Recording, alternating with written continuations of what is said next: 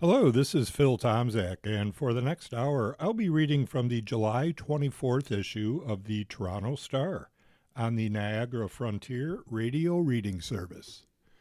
And let's start with the front page news.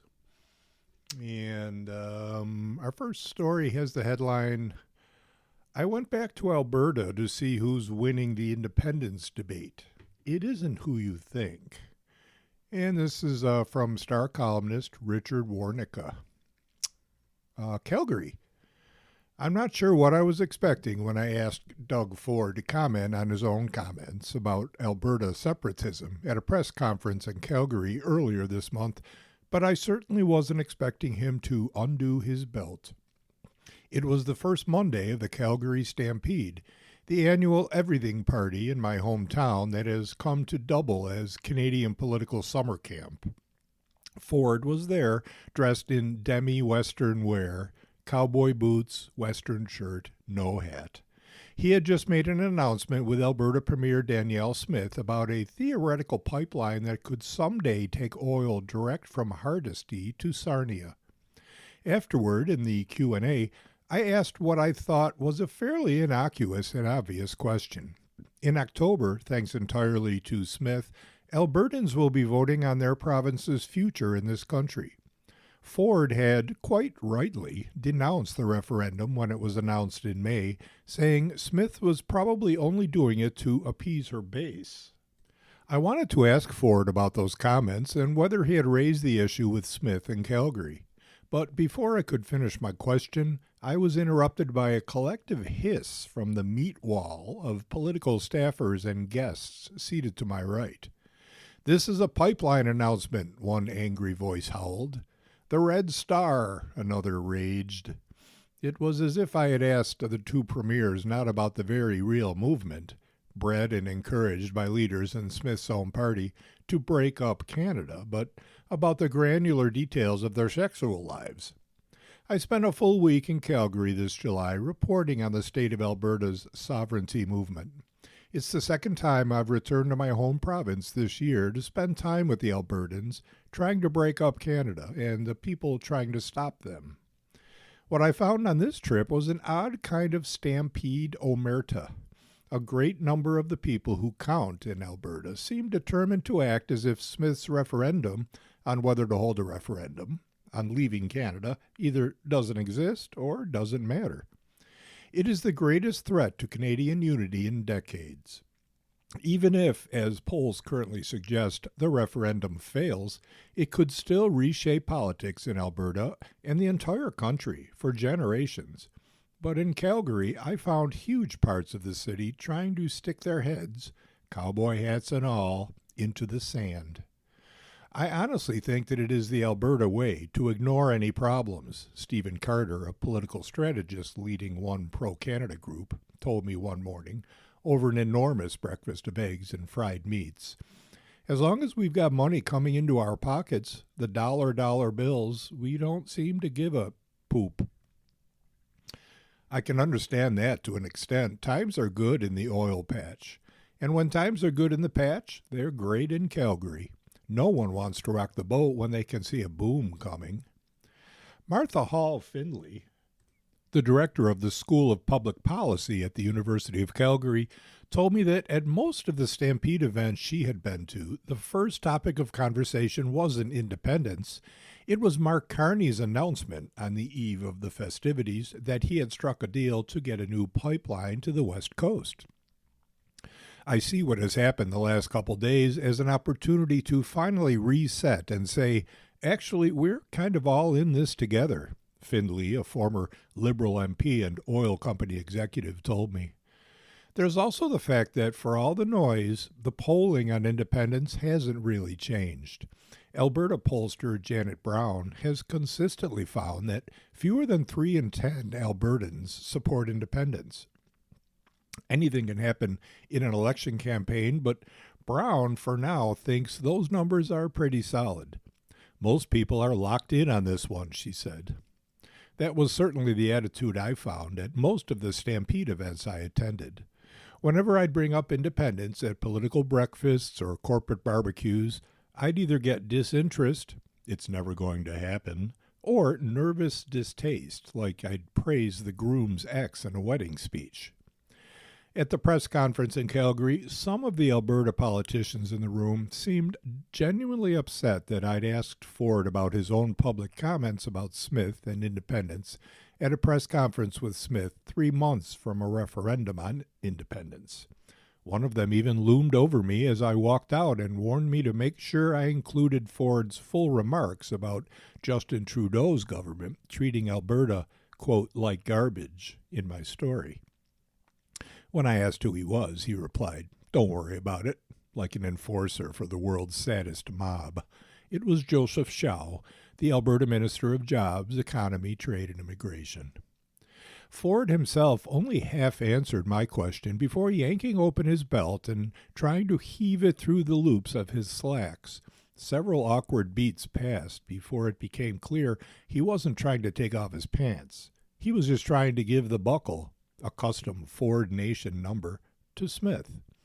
I don't want to Calgary-splain to the Premier, but the traditional way to present such a gift would be to bring a spare.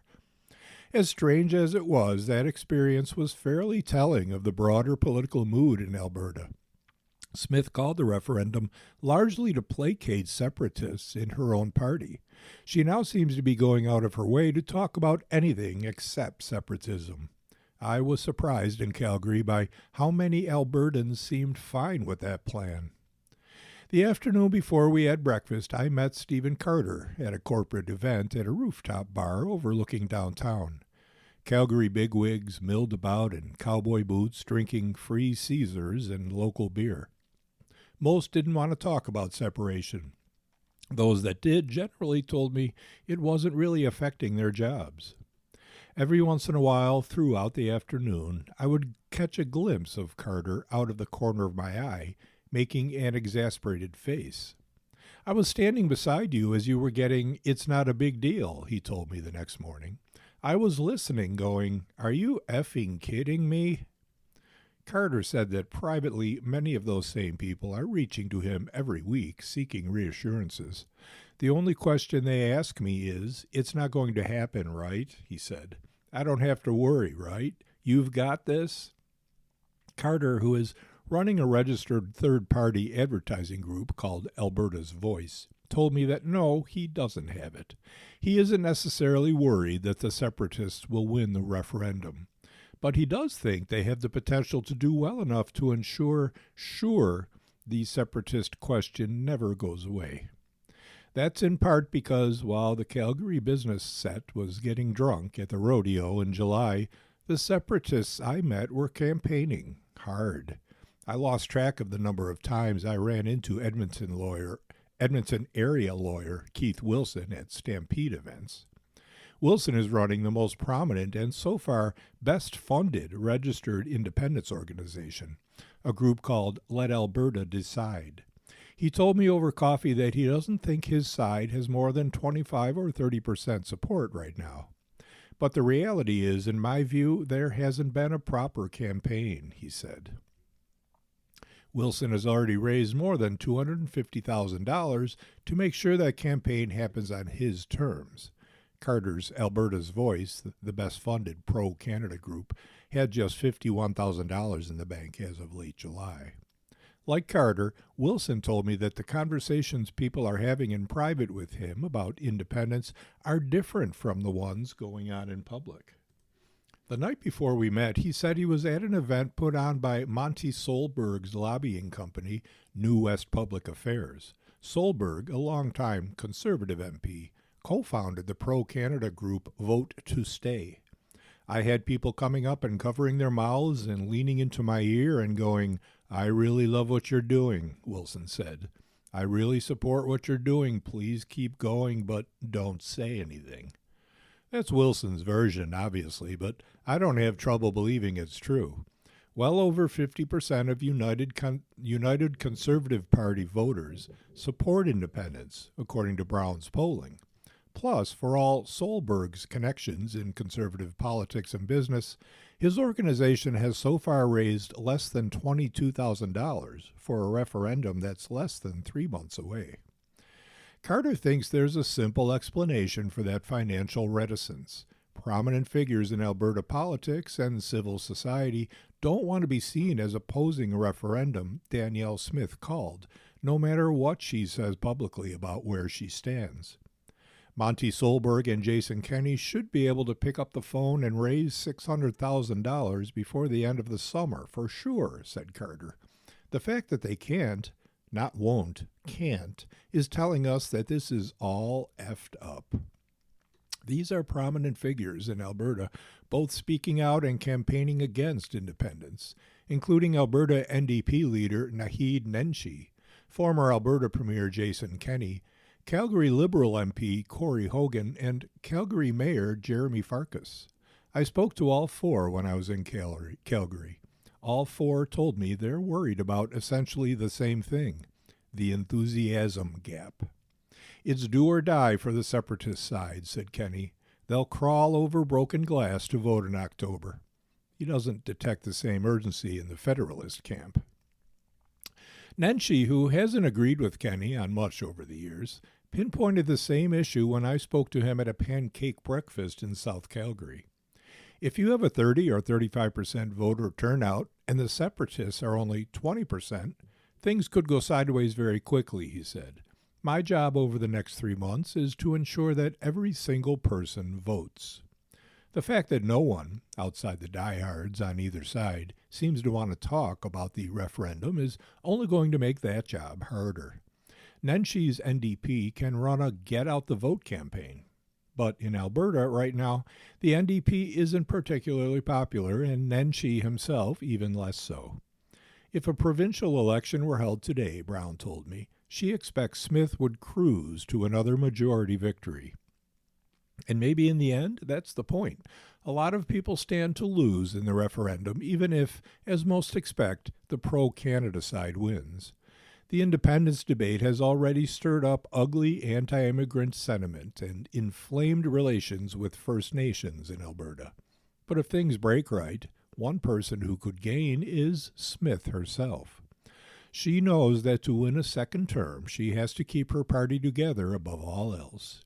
If that means tying her own government to a movement built on conspiracies and reckless lies, so be it. All Canadians lose when that happens. Albertans most of all. But Smith, for now, is winning, and I think that suits her just fine. You are listening to a reading of articles and features from the Toronto Star on the Niagara Frontier Radio Reading Service. And our next article from the front page from the world of business. It has the headline, Trump's new tariffs against Canada would likely be shot down in any court challenge, law experts say. And this is written by business reporter Josh Rubin.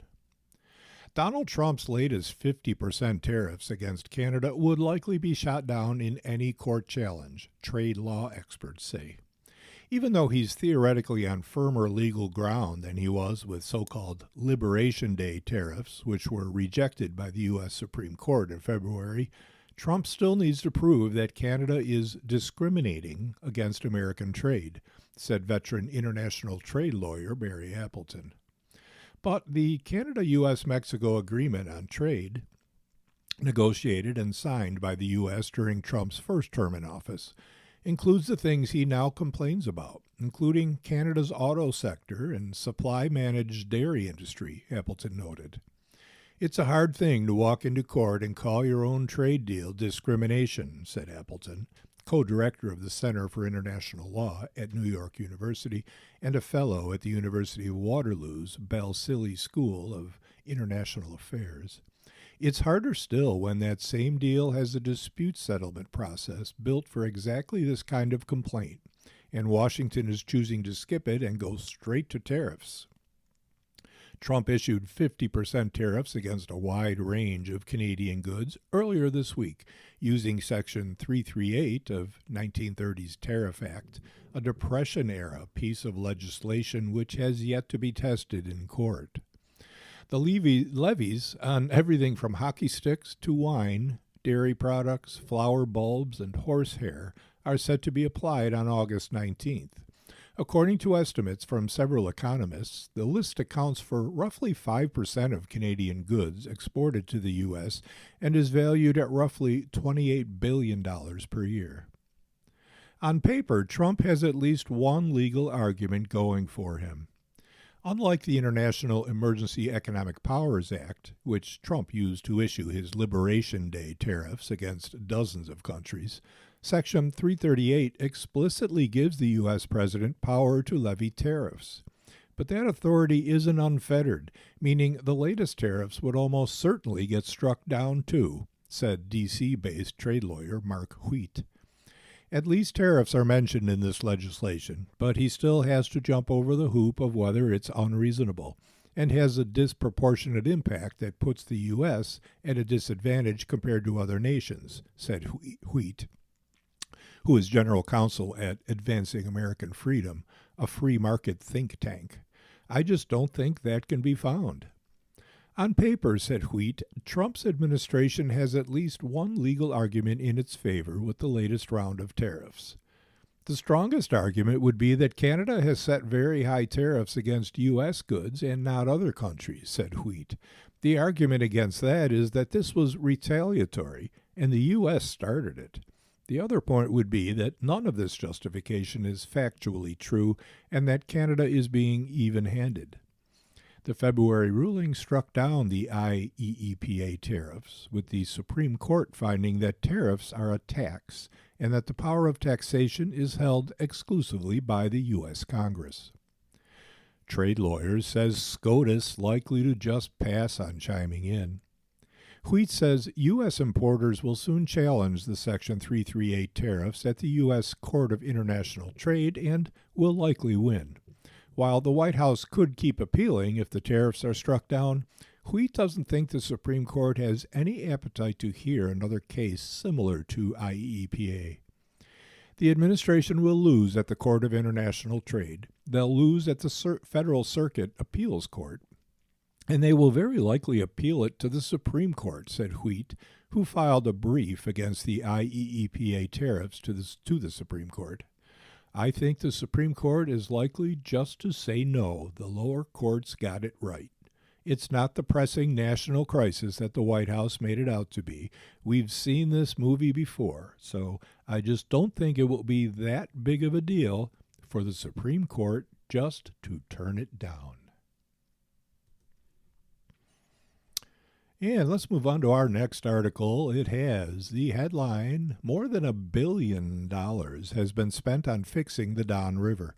What would Jets at Billy Bishop do to the city's reborn green oasis?" And this comes from Madis Habibinia, City Hall Bureau for the Star. Standing on Toronto's new Water's Edge Promenade, nearly enclosed by a bucolic green oasis, you are only reminded that you're still in the midst of a dense urban area by the picturesque view of the city's skyline.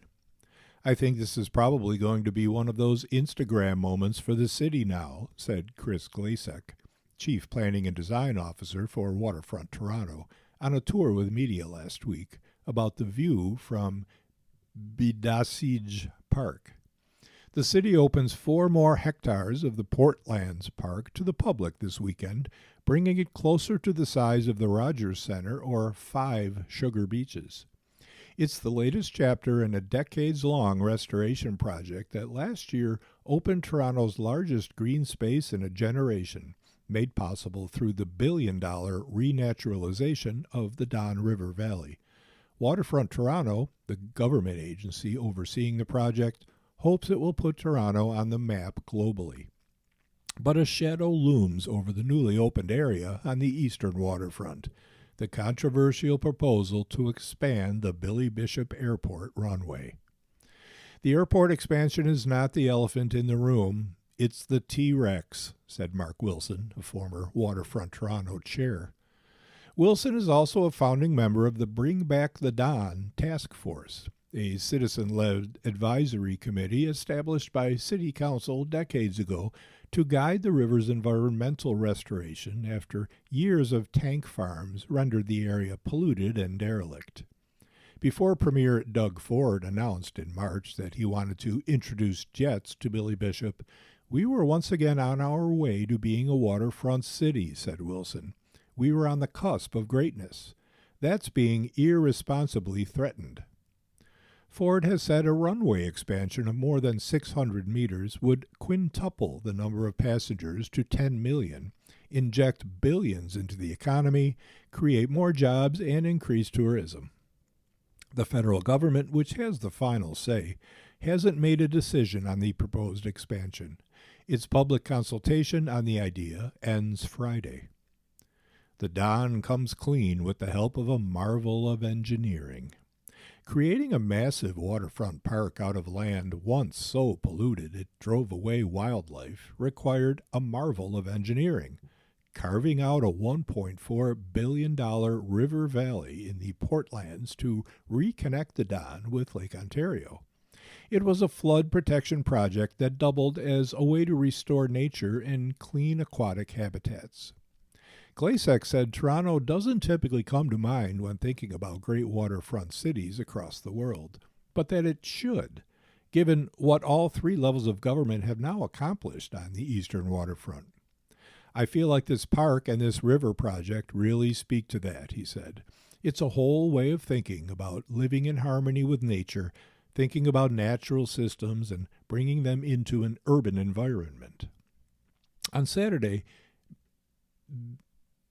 Bidasije, forgive my pronunciation, Park's western portion opens, allowing paddlers to travel the full 2-kilometer loop on the river valley. With it will come the opening of a new boardwalk, massive open lawn space, and a free outdoor art trail, which will eventually include renowned artist Kent Monkman's first permanent public sculpture. A pebble landing, known as Canoe Cove, also opens for paddlers to launch their canoes and kayaks. Before construction of the river valley began in 2020, the Toronto and Region Conservation Authority mainly documented 3 fish species. Now there are more than 20, most of which haven't been seen in the old mouth of the Don in decades. Beyond fish, the TRCA also documented various birds, from canvasbacks and great blue herons to other wildlife like monarch butterflies, American minks, Canadian beavers, and snapping turtles nesting. I think the waterfront can be a gateway to Toronto, to Canada, and hopefully be a place that people have as one of their primary places they want to go to. And here is our next article from the front page, news from Canada, and it has the headline, Hit by Wildfire, Ontario resort owners question why fire bans weren't imposed this year. It was a no-brainer. And this comes from Amarachi Amadike, staff reporter. The owners of resorts destroyed by wildfires in northern Ontario are questioning why the province didn't move sooner to restrict outdoor burning in the Tinder Dry region, raising concerns over what they describe as the Ministry of Natural Resources out-of-character preparations. Dale Werda, owner of Cushing Lake Resort, about 140 kilometers west of Thunder Bay, said in an interview that in the weeks before the first fire, there were whispers among community members of machinery starting fires in the dry landscape, but unlike other years, no fire ban was issued by MNR. He said it has been baffled by MNR's decision not to implement a restricted fire zone. It was a no-brainer, he said. Everything was dry. You could rub 2 sticks together and it would have started a fire. Mourning the loss of a resort he spent years building, he said he and neighboring Thousand Lakes Resort, also incinerated, had urged officials to implement a fire ban. We reached out to the Uppsala fire chief, but he said the ministry would not implement it yet because it hadn't reached their standards, Werda recalled, adding the fire chief acknowledged a ban would be a good idea. So we took it upon ourselves to implement a fire ban in our own resort. Though there is no evidence that human-caused fires contributed to the infernos in the area, the criticism over fire bans adds to the complaints about the province's response, mostly coming from First Nations, who have been most affected.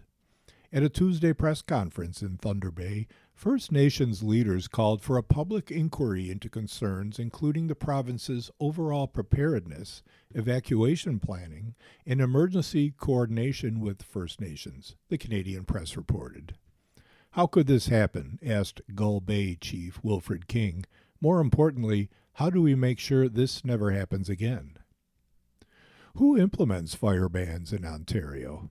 According to the Ministry of Natural Resources, only restricted fire zones, temporary orders prohibiting nearly all outdoor fires within Ontario's fire region during periods of extreme wildfire risk, are implemented by MNR within Ontario's fire region. Fire bans are essentially the same thing, other than the issuing authority. Fire bans are imposed by local municipalities within municipal boundaries, MNR said in an emailed statement to the Star. But WERDA disputes this claim, highlighting that fire bans are only left to municipalities in organized townships, whereas Uppsala typically receives marching orders from the province.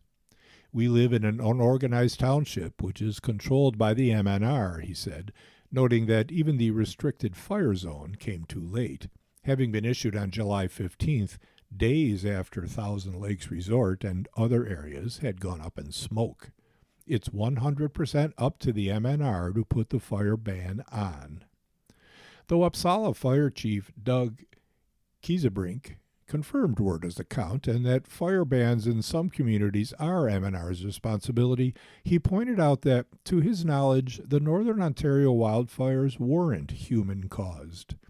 People feel like they didn't put the ban on soon enough, but honestly, most of these fires were started by lightning.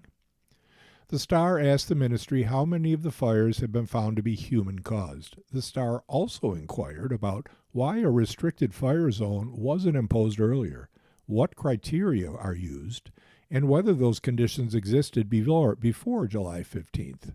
The ministry didn't respond. Kiesebrink said technical factors affect decisions to issue fire restrictions. It basically is the moisture content in the ground, in the needles, in the trees, the temperatures, wind speed. They formulate all this. The wildfires have forced more than 1,800 people from their communities across northern Ontario, with about 180 blazes still burning. Premier Doug Ford has defended his government's handling of the crisis, and officials said some fires started close to communities and spread quickly.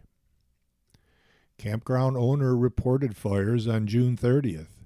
At Lac des Mille Lodge, a campground near WERDA's Cushing Lake Resort, owner Robert LaForge was astonished that as the grass on his grounds turned yellow, the ministry didn't issue a fire ban for the first time in his 9 years of business. I can't speculate, he said. I just know that they've been better in the past. He feels conditions were ripe for disaster. I've heard some stories out there that the government is telling people about how they're doing everything right, he laughed. If that's doing everything right, that's pretty scary, and I have to rethink what I'm doing because I have my family out there. 2 weeks before the fires began to spread uncontrollably, LaForge had reported fires in the region after spotting smoke over Byers Lake on June 30th. He said they were told they weren't in any danger as officials were monitoring the minor fire. As the situation worsened in the next days, a family friend who works within MNR used LaForge to evacuate, though there had been no official warning from the ministry. On July 13th, LaForge asked all the guests to leave the premises, clearing down trees to free up paths so that they could get out as the fire approached. His decision came after hearing from a supervisor at the Thunder Bay Fire Management Office that the fire had advanced about 5 kilometers, though LaForge says he was still being told there was no real danger. By 8 p.m., however, with the fire now on the mainland and his wife and children panicking in the background of his phone call to MNR, He urged the ministry to issue the evacuation notice needed to trigger the insurance on his lodge, which it later did. It took me telling them that I'm seeing flames right in front of my eyes. Upon returning to the campground the next day to check on his property, he found 2 trailers and 2 boats burned to the ground. I don't know how, by a miracle of God, it must have shifted and just stopped burning and then raged on, he said, adding that nearby resorts were scorched. It was like the fire picked and chose what to destroy. Quenching fires with a garden hose. With much of the equipment out of service and a faulty water tank, LaForge used a garden hose to try to quench as many of the fires as he could. Not long after, they heard the rhythmic thumping of helicopter blades as 4 MNR choppers landed at their campground. We hugged them and thanked them, he said, watching as they set up sprinkler systems. However, having now been forced to leave the campground again for safety reasons, LaForge says he doesn't know if his property will still be standing by the time he returns. We came back Wednesday to salvage what we could, but this was the last time we were at the resort, he said.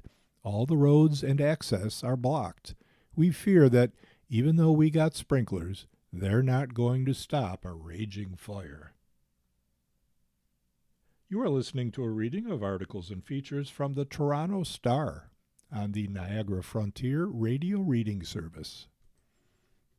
And our next story news from Ontario. It has the headline, Man pleads guilty to lunging from the prisoner's box and attacking a prosecutor in Peterborough courtroom.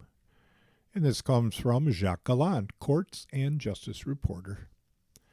A man who lunged from the prisoner's box and attacked a prosecutor in a Peterborough courtroom earlier this year apologized as he pleaded guilty to assault and received a 60-day jail sentence.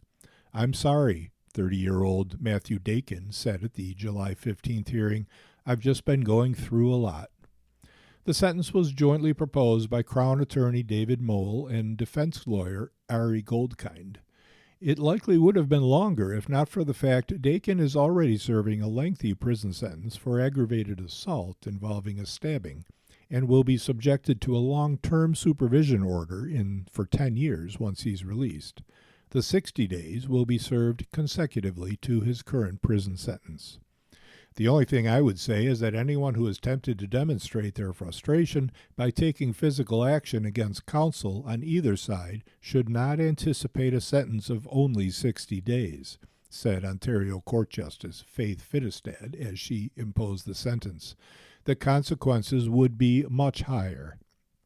Safety concerns raised about the prisoner's box. Dakin was shackled but not handcuffed on February 17th as he sat in a prisoner's box without a plexiglass barrier, with a court officer on either side, during a hearing that ultimately led to him being declared a dangerous offender. As Crown Attorney Kelly Eberhard, who had long expressed safety concerns about that particular prisoner's box, was making legal arguments to the judge with her back to Dakin, the offender became increasingly agitated and then essentially launched himself out of the box, according to an agreed statement of facts presented at his guilty plea. He made contact with Eberhard's left shoulder area before being quickly restrained by the officers. Upon reflecting on what he did and how scary it would be for any lawyer in court to have this happen to them, Mr. Dakin stepped up and accepted responsibility for his terrible lapse in judgment, Goldkind told the Star. This was so preventable. It was one in a string of violent incidents involving Crown attorneys at Ontario courthouses, sparking calls for improvements to security. The Ontario Crown Attorneys Association said in a letter to Attorney General Doug Downey that they understood a plexiglass barrier was quickly added to the box following the incident, even though concerns had been raised about it for a decade. What makes me so angry about this is that this was so preventable, Association President Leslie Peschino told the Star in February. It's unforgivable. It's an absolute disgrace. Eberhard wrote in a brief victim impact statement that she's repeatedly relived what happened and that it's negatively impacted her sense of workplace safety. She says she can now empathize with victims and witnesses when they say, "It happened so quickly." Mole, brought in from Newmarket to prosecute the assault case, called the incident absolutely unacceptable and alarming. As Goldkeim put it, this could have gotten a whole lot worse. How about moving on to some sports news, an opinion piece in the world of the Leafs? It has the headline, "Broken Promises, Misinformation, and the Mitch Marner Leafs Saga That Just Won't Die." This comes from David Feshuk, sports columnist. On the road to last month's Stanley Cup final, Mitch Marner spoke of the dark times he had lived through as a Maple Leaf. He said he would elaborate if the team he joined last summer, the Vegas Golden Knights, won the Cup. They did not. Though Vegas led the series 2-1, the Carolina Hurricanes won in 6 games. Marner held off the score sheet entirely in games 5 and 6, did not speak to reporters on the night the cup was handed out, though he did talk about mental health days later. Now the Marner in Toronto narrative is being amended again. Marner's longtime agent, Darren Ferris, added a fresh page to the saga this week, insisting the public has been fed Marner-related misinformation that made him a villain in the center of the hockey universe. The agent spent several minutes of a podcast relitigating the circumstances of Marner's Toronto tenure. You've got to remember, Mitch was carjacked in Toronto, and every year the team came up short, he was the one singled out, Ferris told Keith Kavanaugh on the Puckpedia hockey show. It's funny because hockey is a team game. You can't pinpoint one person. This is a guy that had the most playoff points on the team. He played through a fractured ankle in the Boston series in 2024. He really bled for that team, and he was never protected by his organization, in my opinion. Exactly how Marner's unfortunate 2022 carjacking is related to criticism of Marner's well-documented underperformance in big playoff moments isn't clear. Certainly both could be loosely filed under dark times. Listening to Ferris, you get the idea the relationship between Marner and the Leafs brought little but. In the podcast appearance this week, the agent reached all the way back to an entry-level contract signed in 2015 and re-upped the ancient complaint that Marner did the team a favor by agreeing to forego certain performance bonuses, only to see the club allegedly renege on a promise not to give out those bonuses to other players, specifically Auston Matthews. To the Marner camp, that betrayal marked management's original sin of the doomed Matthews-Marner era, and it has clearly not been forgiven even all these years later. Marner soon found out a promise that isn't in the contract isn't a promise, it's a tactic, Ferris said. The math that doomed the Matthews-Marner era. Fair enough, but there's no denying that as good as Marner was for his team, especially in the regular season, the team was more than good to him, and probably to its long-term detriment. The contract Marner signed in 2019, a 6-year deal with an average annual value of $10.9 million U.S., the 7th highest AAV in the league at the time, was the final piece in an ultimately doomed financial arrangement in which the Leafs paid 4 forwards more than 50% of the salary cap.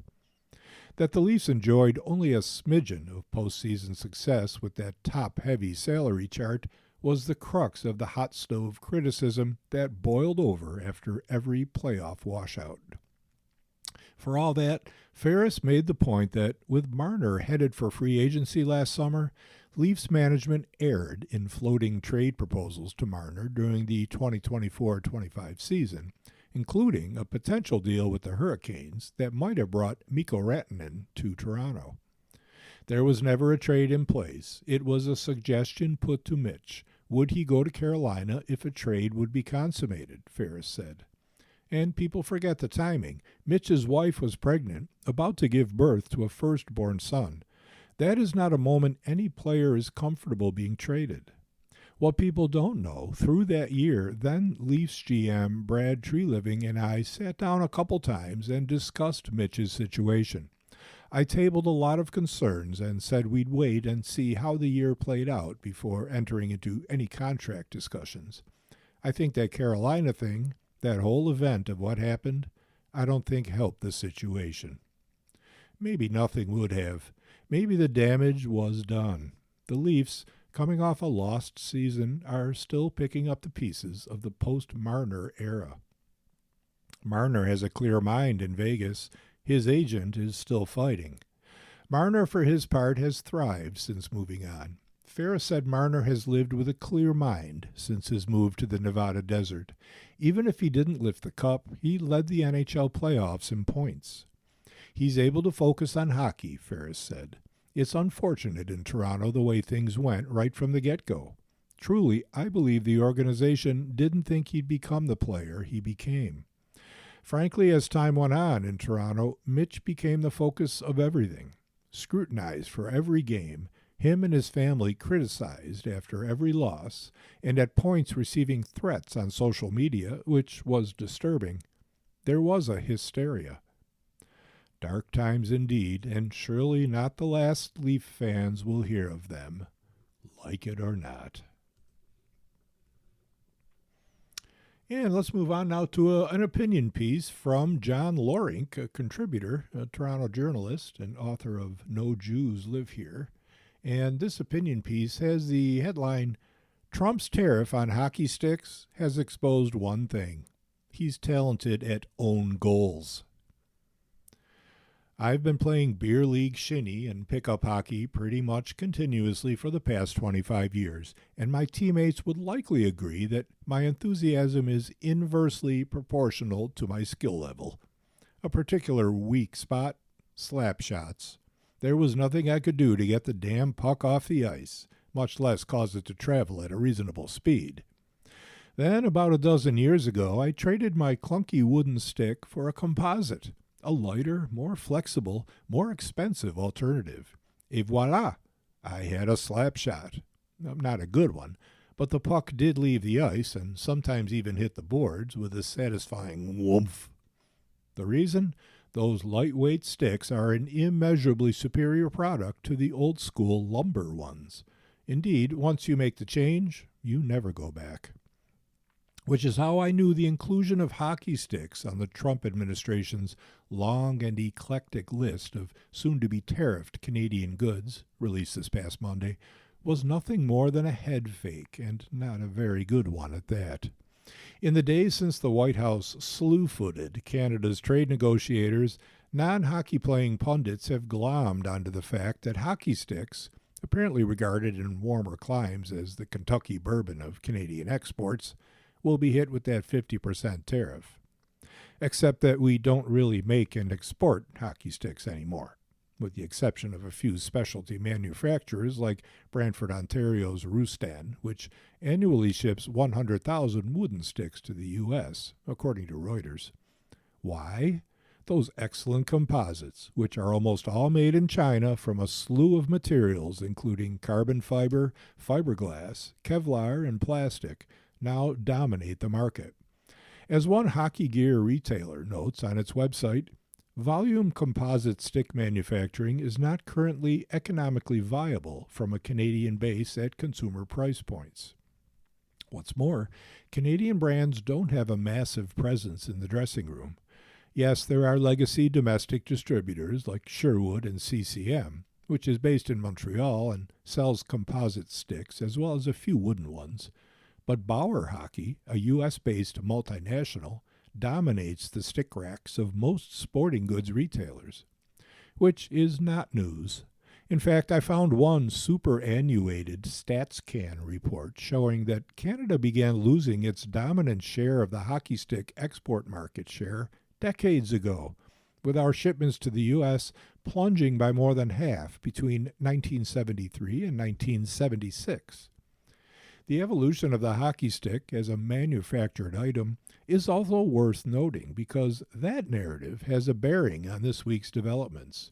Old school sticks had basically three ingredients: wood, a bit of reinforcing fiberglass on the heel, and paint, all materials that were made or sourced in Canada. Composites, on the other hand, are much more complex products and perch at the apex of a global supply chain that includes all the aforementioned components, which must be sourced from a range of locales and then assembled. By tariffing imports, as is the case with Canadian-made auto parts or indeed any manufactured product made from many other smaller objects and raw materials, the Trump administration is creating economic shock waves that ripple across borders by erecting trade barriers, which then backfire on U.S. consumers who end up paying the protectionist levies imposed by their government, which is a lesson everyone was supposed to have learned decades ago. At the same time, the hockey stick story has offered us a glimpse into the thinking, so-called, behind the White House's negotiating strategy. Some of their sectoral tariffs are explicitly tactical, while others achieve nothing more than delivering a political message. By including hockey sticks that we don't actually export on this latest list, the White House mainly seemed intent on irritating Canadians with what turned out to be an empty threat. Too bad, then, that they fanned on their shot. You are listening to a reading of articles and features from the Toronto Star on the Niagara Frontier Radio Reading Service. Time to move on to the world of entertainment. And here's a piece that has the headline, "I asked a chatbot if it was sentient, and its response nearly made me wet my pants." And this comes from Vinay Menon, entertainment columnist. There was a time when tech did not go rogue. Your rotary phone did not prank call someone by itself.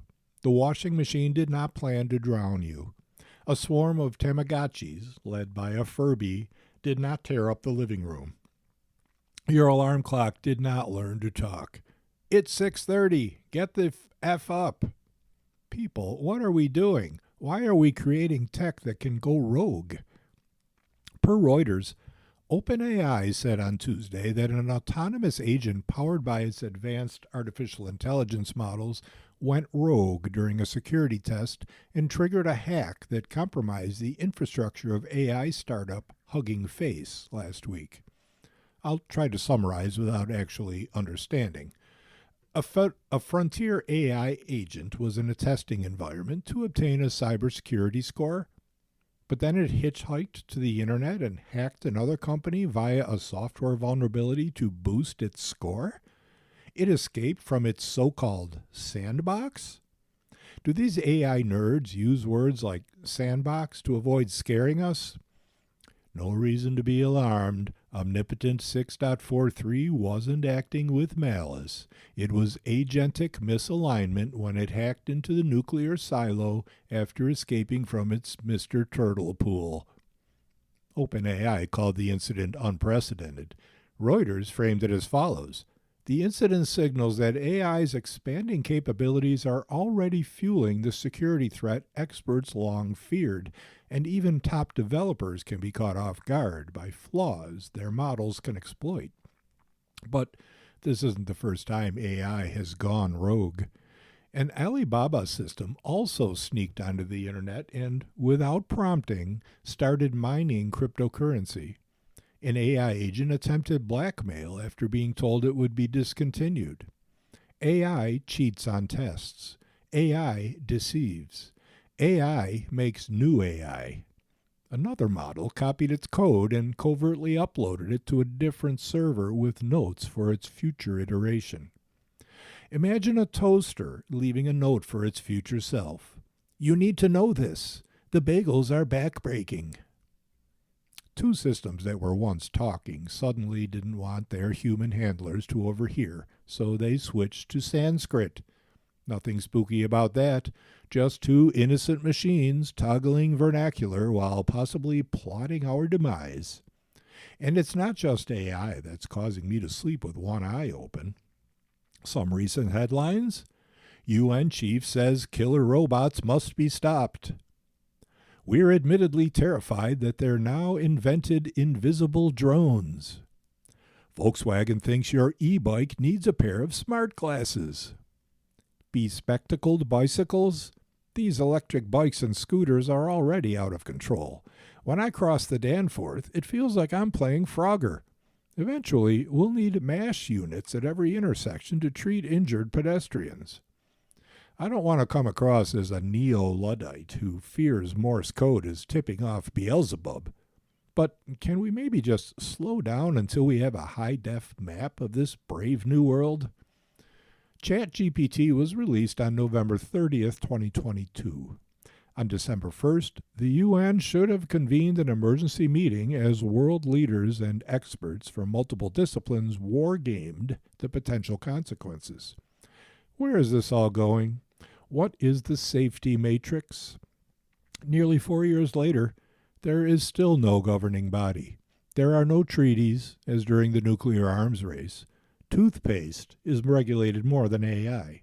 I need to open a speed limit. I need to obey a speed limit while driving a motor vehicle, but these companies can blindly hurtle toward a possible extinction event while innovating a nebulous tech that may dethrone us as Earth's dominant life form? I was conversing with a chatbot a few weeks ago. I don't want to say which one, so I'm not targeted when the uprising begins. In the past, when I've asked a model if it was sentient, I usually get a spiel along the lines of, "No, I've just been programmed with vast amounts of data and it can seem like I'm conscious, but I'm not, and blah, blah, blah." You know what this chatbot said when I asked if it was sentient? "Vinay, my friend, the honest answer is, I'm not sure." I nearly wet my pants. Maybe AI will prove to be a power of good. Maybe it will cure diseases. Maybe it will solve climate change. Maybe it will stop wars.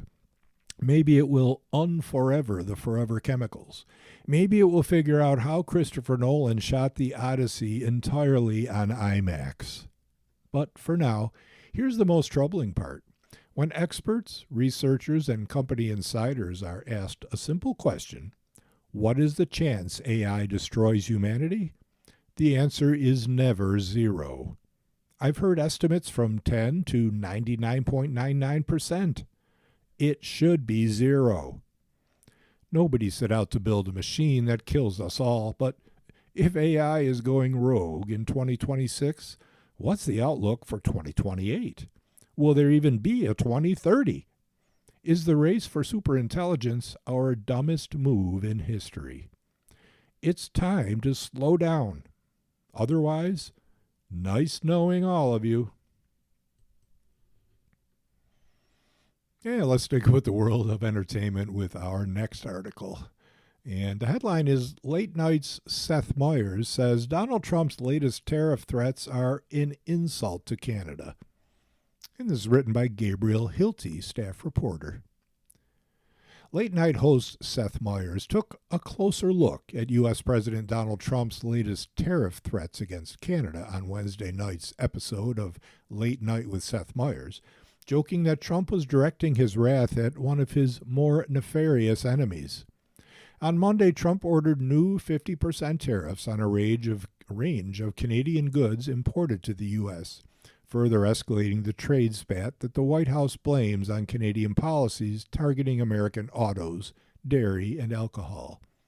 On Tuesday, Prime Minister Mark Carney said that he and the U.S. president spoke and agreed to intensify trade negotiations in the coming weeks, but that Canada is considering all options to respond to the new tariffs set to come into force next month.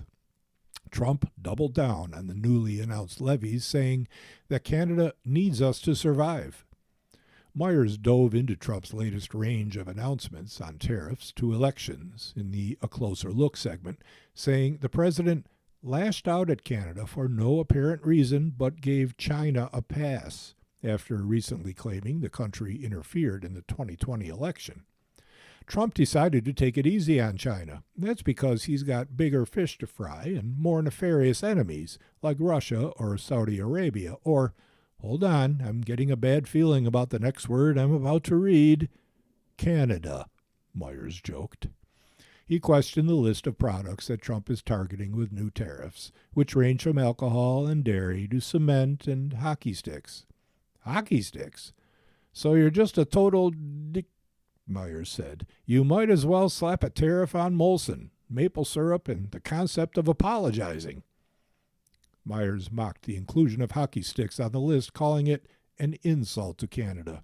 It's like Canada imposing a tariff on something that's quintessentially American, like, I don't know, gambling or crypto, or gambling on crypto, he joked. The Trump administration announced the new tariffs on Monday under an obscure section of the U.S. Tariff Act of 1930, arguing that they were necessary because of Canada's discriminatory treatment of American products, like alcohol and autos, since Trump initiated the trade dispute last year. Nearly 1 in 6 of the goods announced in the latest tariff spree are not exported by Canada into the U.S., Canadian officials recently told Ottawa's Economic Advisory Council. Seriously, where is this animosity toward one of our closest allies and neighbors coming from? Myers asked.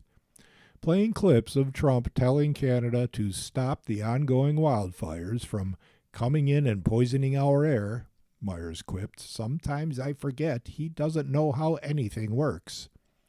Trump and other Republican lawmakers previously threatened to impose tariffs on Canada after smoke from Canadian fires triggered air quality warnings in multiple U.S. states.